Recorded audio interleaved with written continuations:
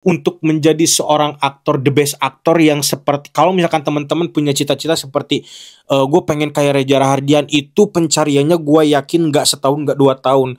Prosesnya Reza Rahardian untuk menjadi seseorang yang seperti sekarang itu nggak mudah, gue bilang.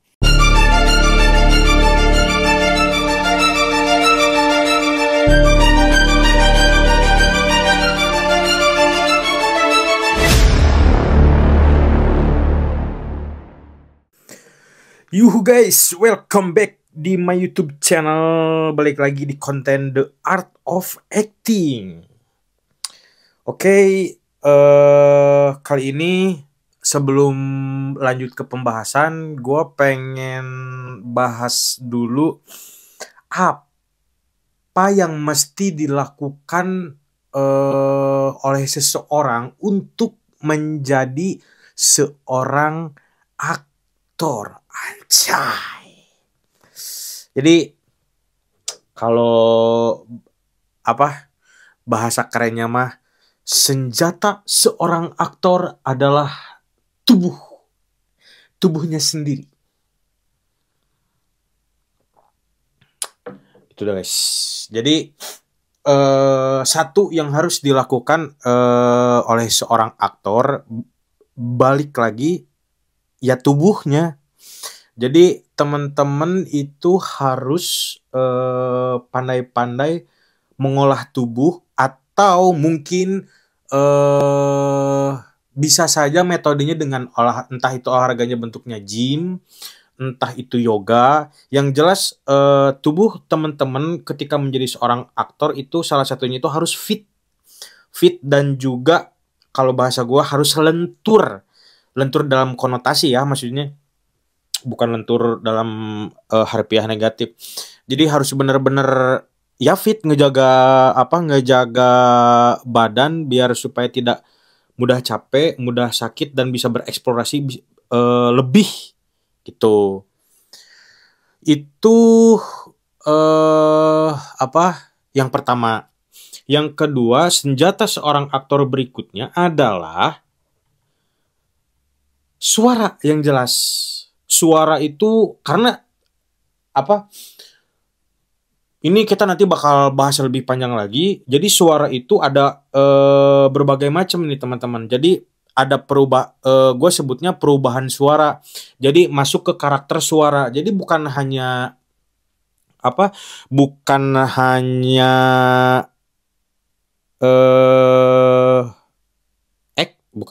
acting sama maksudnya. Karakter itu bukan hanya dari mimik atau misalkan gestikulasi tubuh, tapi suara pun ada karakter tersendiri tergantung peran yang dimainkan oleh teman-teman semua. Jadi kenapa gue sangat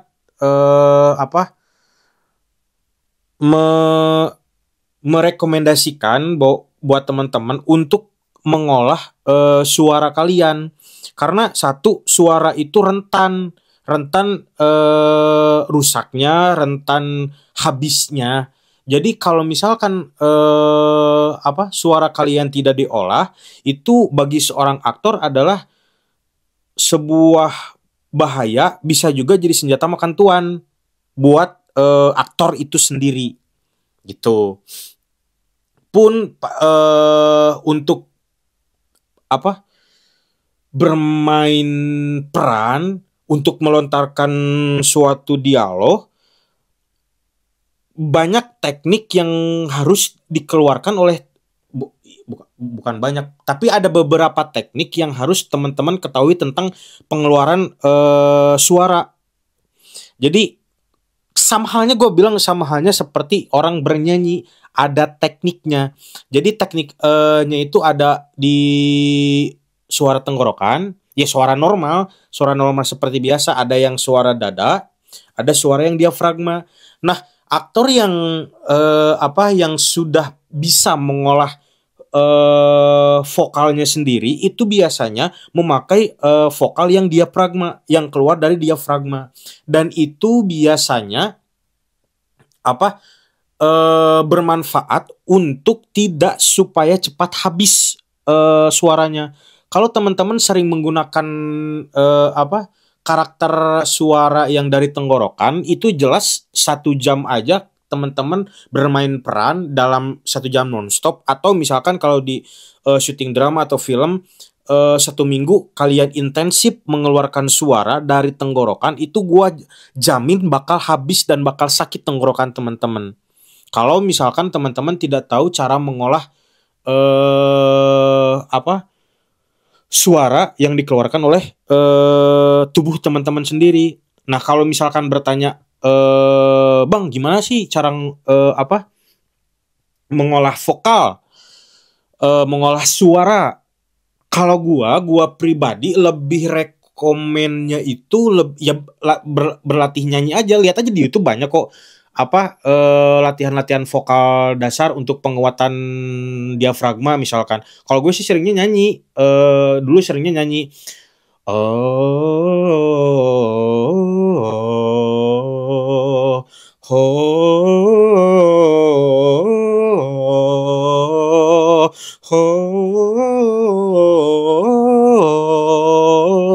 terus sampai bener-bener apa udah ngekuat vokalnya, terus ganti lagi metode. Banyak kok metode-metode di YouTube yang bisa dipelajari tentang olah vokal. Gue bilangnya olah vokal itu wajib banget teman-teman dilatih, bahkan sebelum kalian berakting, bahkan sebelum kalian berproses, itu wajib sekali melakukan olah vokal, olah tubuh. Ya, olah tubuh sih harus setiap hari, dan olah vokal sebisa mungkin ada di jadwal teman-teman dalam berproses olah vokal itu, karena gue bener-bener vokal itu sangat riskan.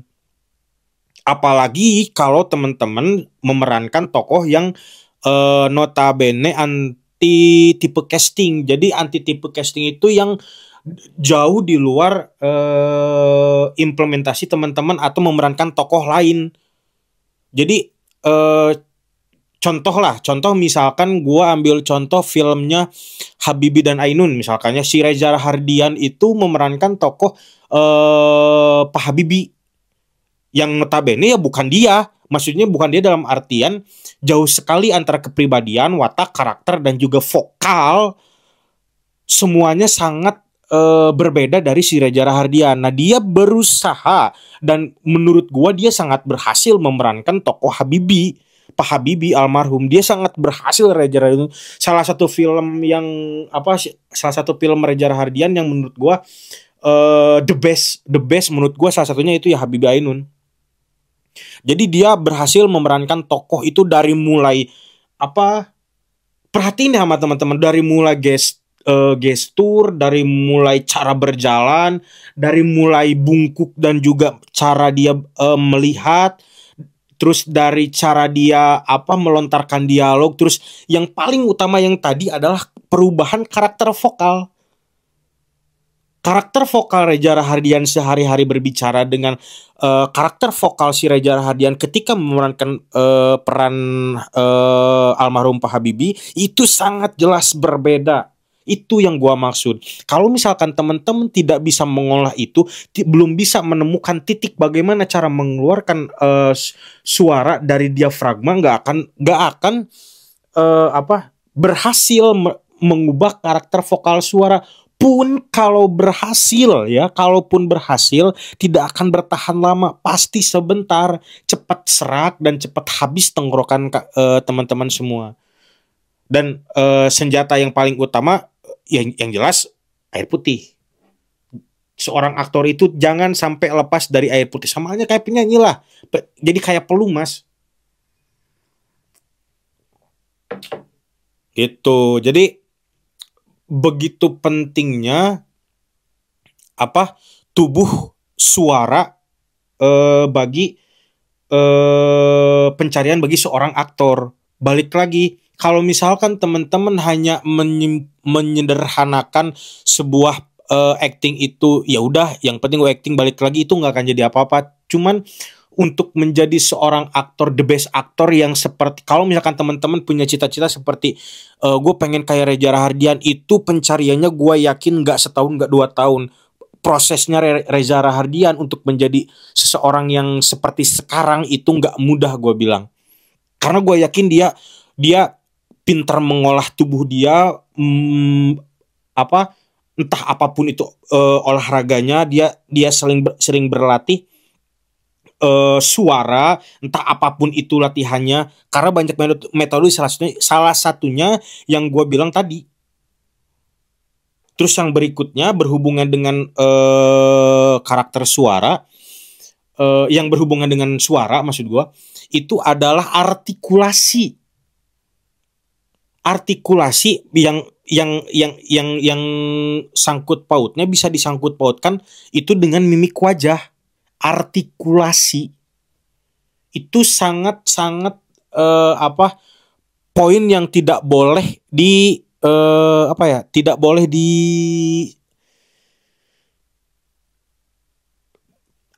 istilahnya, tidak diperhatikan oleh seorang aktor gitu, benar-benar harus diperhatikan itu yang namanya artikulasi. Makanya mengolah artikulasi, mengolah mimik pun ada latihannya ya, tiap hari aja teman-teman. Kalau gue huruf vokal A I U E O, tapi bener-bener tiap pagi bangun tidur itu kayak A I U E O, A I U E O. Itu tiap biar mengolah, biar si rahangnya itu nggak kagok ketika melontarkan dialog. Jadi karena gue akhir-akhir ini sih udah lama nggak pernah udah nggak pernah bermain peran, jadi memang jarang melakukan olah mimik seperti tadi yang tadi gue contohin. Tapi kalau dulu ketika lagi aktif berperan dan juga masih masa-masa sekolah dan masa-masa kuliah, gue hampir tiap hari mengolah mimik itu, hampir tiap hari, karena balik lagi, artikulasi itu adalah suatu penyampaian peran atau isi penyampaian yang harus jelas disampaikan kepada pendengar maupun penonton. Artikulasinya harus jelas. Ngomong apa, kalimat apa, penekanannya bagaimana, harus sangat jelas. Yang ucapkan, yang dilontarkan itu harus terdengar jelas oleh pendengar maupun penonton. Itu. Terus olah mimik itu udah ya. Jadi itu poin-poin penting yang menurut gua harus dilatih setiap hari, bekal kalian setiap hari yang harus dilakukan kalau teman-teman semua ingin menjadi seorang aktor. Gitu, guys. Oke.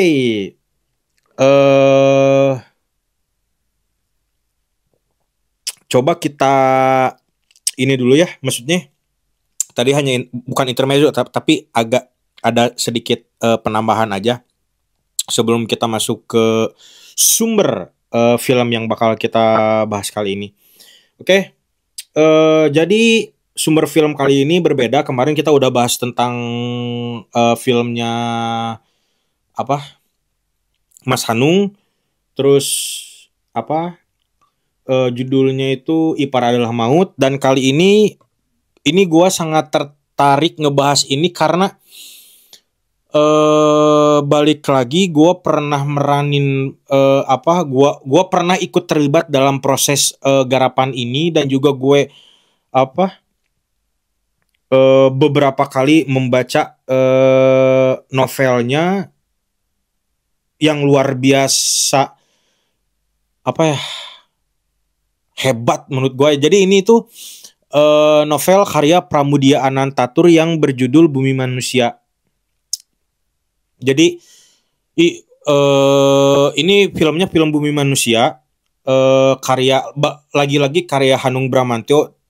Terlepas dari kontroversinya waktu itu perilisan film ini, yang jelas gue nggak akan masuk ke ranah sono.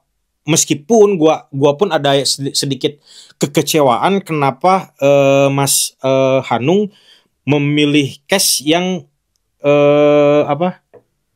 nggak bisa disebut asal-asalan, karena memang mungkin pemilihannya waktu itu apa pemilihannya waktu itu ya balik lagi sih, kalau film udah berbau industri ya balik lagi gimana sang bos meminta dan juga bisa eh menggait banyak penonton di film itu, makanya dipilih mungkin waktu itu si Iqbal Ramadan. Si Iqbal Ramadan yang notabene waktu itu udah beres perform di Dilan, di film Dilan, dan itu sukses besar, makanya mungkin tertarik untuk ngegait si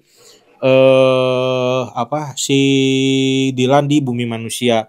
Meskipun banyak perdebatan, meskipun banyak banyak yang tidak setuju di di pecita-pecita novel Bumi Manusia karya Pramudia Anantatur ini.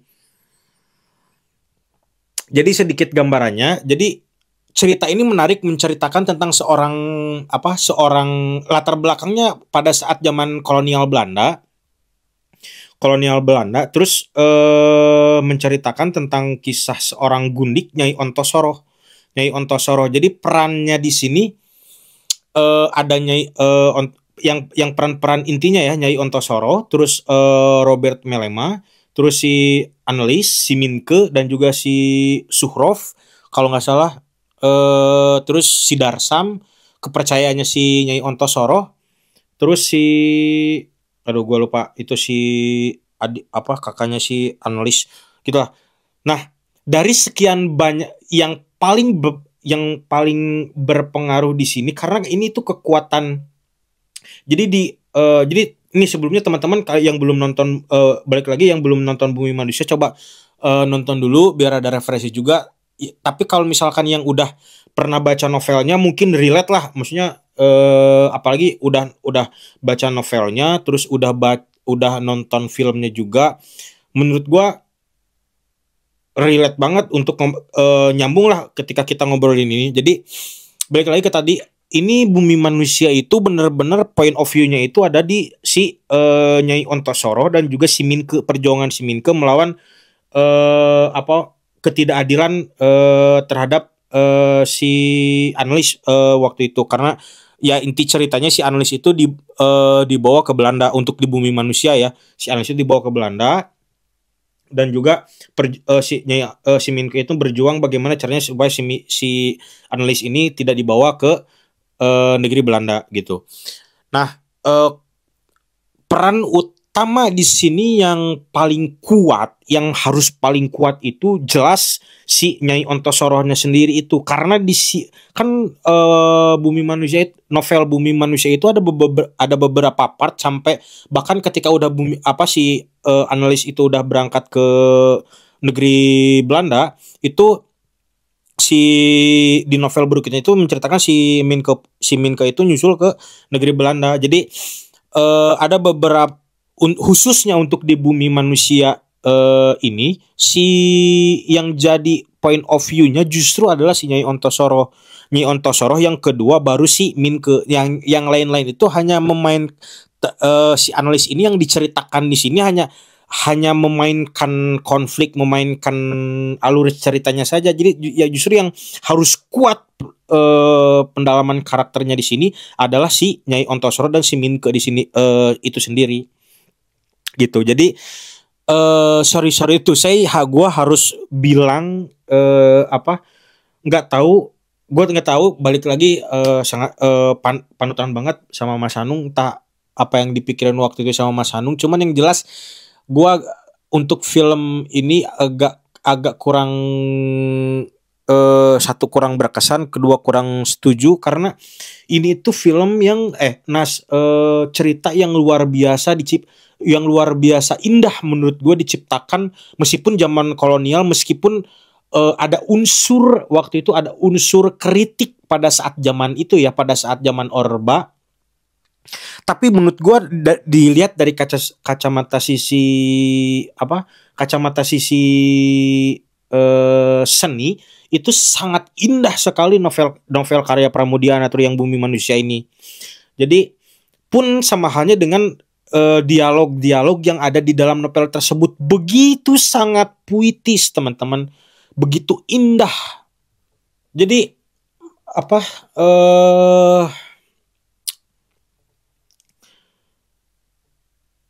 lupa lagi tadi sampai mana. Nah, novelnya itu begitu sangat amat puitis dari dialog-dialognya itu. Nah, yang jadi masalah di sini ketika sebuah novel diangkat ke dunia film atau ke dunia drama atau ke dunia teater, yang jelas itu butuh implementasi yang amat sangat rimet dan jelimet. Harus benar-benar melakukan pembedahan naskah, harus benar-benar melakukan pembedahan peran yang kita udah bahas kemarin-kemarin. Karena ini bentukannya nggak ada sosok yang harus misalkan meranin tokoh yang bla bla bla bla, enggak. Jadi bener-bener kita harus baca seluruhnya naskahnya, bahkan kita wajib membaca novelnya tersebut sampai bener-bener beres, dan harus bener-bener ngebedah cerita, ngebedah lakonnya itu. Makanya persepsi tokoh, misal persepsi tokohnya Ontosoro di sini, persepsi tokoh si Minke di sini harus benar-benar atas pembedahan yang sangat amat luar biasa rumitnya. Gue inget dulu itu ketika gue terlibat di proses penggarapan Bumi Manusia ini yang judulnya Nyai Ontosoro. Dulu gue masih inget ribetnya membedah suatu adegan, membedah suatu peran bener-bener dari naskah ke film. Dari naskah ke novel. Balik lagi novel udah habis, balik lagi ke naskahnya. Naskahnya masih dapat kebingungan, balik lagi ke novel, terus kayak gitu, saking bener-bener ribetnya membedah suatu karya yang diangkat dari novel. Menurut gua ada challenging tersendiri ketika suatu garapan diangkat dari sebuah novel. Nah, di sini gua nggak tahu pikirannya Mas Hanung bagaimana. Yang jelas, sorry tuh saya gua harus bisa bilang dari tokoh-tokoh serental yang gue sebutin, antara Nyai Ontosoro, si analis, si Minke, si Suhrov, Robert Melema, Darsam oke lah, karena itu mah peran pembantu. Jadi yang menurut gue berhasil ya cuman pemilihan cast-nya si Enlis, si Mawar De Jong. Itu pun masih banyak kritikan. Menurut gue kritikan dalam artian dia ya, gue setujunya kenapa Mawar De Jong, karena ya physically memang dia agak kebule-bulean, terus ya mirip lah dengan penggambaran apa yang diceritakan di novel Bumi Manusia, mirip. Tapi ada kritikannya dalam artian agak kurang pembawaan sebagai analis, terus manjanya seorang analis itu kurang dapat menurut gua di bawain sama Mawar De Jong. Ada beberapa part yang gua suka juga di si Mawar De Jong ini berperan. Ada beberapa part adegan yang gua suka. Cuman greget, kurang gini, padahal kalau misalkan itu bisa dieksplor lebih dalam, ya bagus banget tuh Mawar De Jong. Selebihnya gue agak kurang gimana, apalagi yang meranin si Minke, lantas yang jadi Nyai Ontosoro. Oke lah, boleh, cuman lupa lagi nama si tokonya siapa itu yang jadi Nyai Ontosoronya itu. Yang jelas cuman ya gitu, itu karena banyak. Jadi dalam kalimat dialognya si Nyai Ontosoro itu terdapat selain dari puitis, terdapat juga kritikan kayak bahasa-bahasa sarkas gitu loh. Jadi disinilah